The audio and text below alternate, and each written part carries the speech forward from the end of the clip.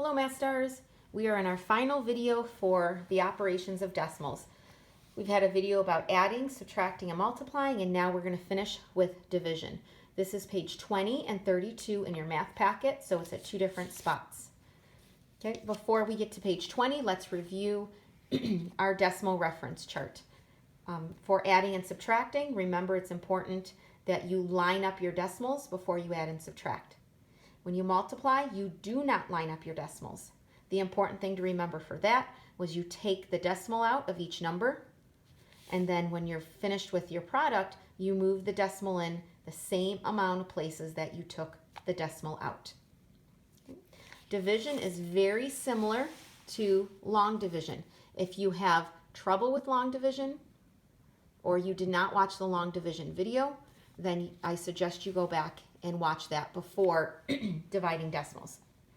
So for dividing decimals, the same as we said, it's easier to multiply with whole numbers. That's why we move the decimal out until we get to our answer. The same thing with division. It's easier to divide with whole numbers. So you move the decimal out right away to start with, and then you proceed forward like you have whole numbers. So if the decimal is just in the dividend or our total amount, you simply move the decimal straight up in its spot, and that's where it stays in the answer, in the quotient. And then you follow all the steps to long division of dad, mom, sister, brother, Rover. Divide, multiply, subtract, bring down, repeat. Now, the only kind of tricky part is when you have a decimal in the divisor. You have to get the divisor to look like a whole number. How do you do that? You move the decimal over until it's at the end. Okay? When a decimal is at the end, we know that this is a whole number and decimals are off to the right. Okay? So you move the amount of spaces it needs to get the decimal to the end. Here, it's one space. If you move the decimal in the divisor, you have to move the decimal in the same amount of places in the dividend. So we moved it over one place here. We move a decimal over here, one place. And we move it straight up in our answer. And then we can proceed forward like it is a whole number. Okay? So if that sounds a little confusing after doing a couple problems, I'm sure you will have no problem with it.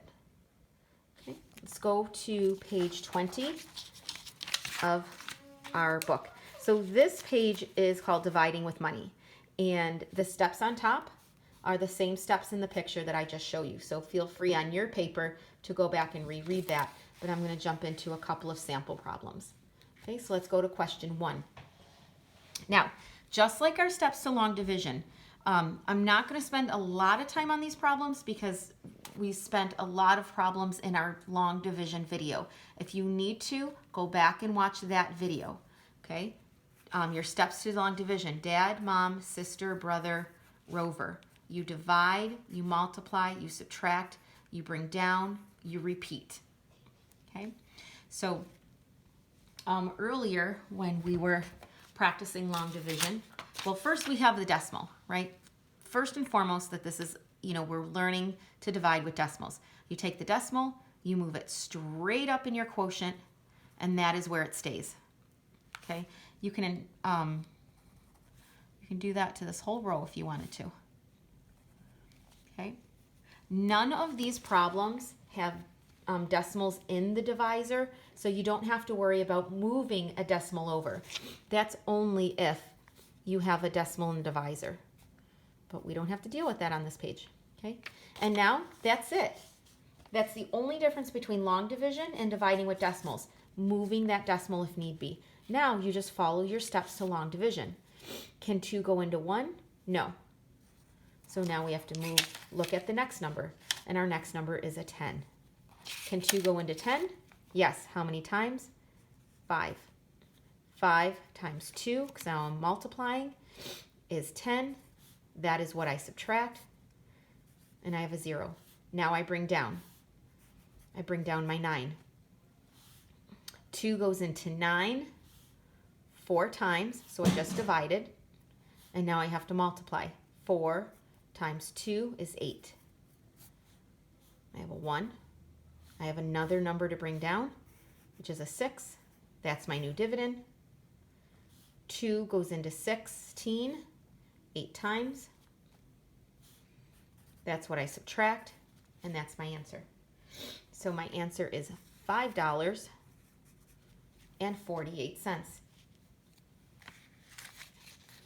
Okay, question 2. I can put my dollar sign up there. 3 goes into 2 how many times? It can't, so it's a 0. Okay, so this is my new dividend, 23. 3 goes into 23 how many times without going over? 7 times. 7 times 3 is 21. 2. Bring down my 4. 3 goes into 4 8 times. 8 times 3 is 24. 78 cents is my total. Okay. If you still need it, write down mom or dad, mom, sister, brother, Rover. Divide, multiply, subtract, bring down, repeat. Can 2 go in, I already moved my decimal up. Okay. Can 2 go into 1? No. Can 2 go into 2? Yes. 1 times 2 is 2. That's what I subtract. I bring down my 4. How many times can 2 go into 4? 2 times. 2 times 2 is 4. That's what I subtract. And I have one more number to bring down, a 2. That's my new dividend. How many times does 2 go into 2? Once. 1 times 2 is 2. That's what I subtract. And my answer is $1.21. That 0 at the end, you could either take it out. It has no value. It's not hurting anything. You can leave it or take it out. We'll do one more problem, and then I will show you the answer key. Okay. 5 can, oh, I'll solve this problem, and you see if you can narrate the steps that I am doing.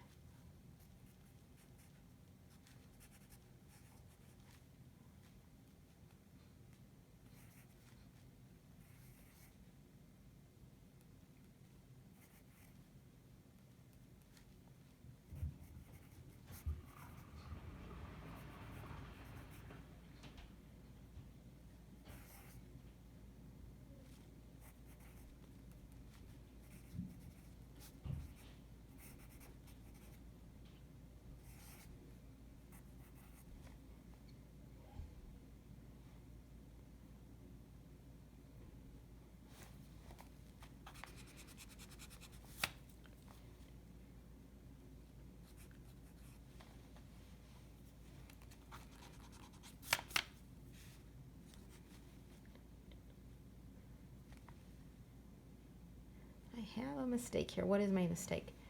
315, 2, bring down the 9.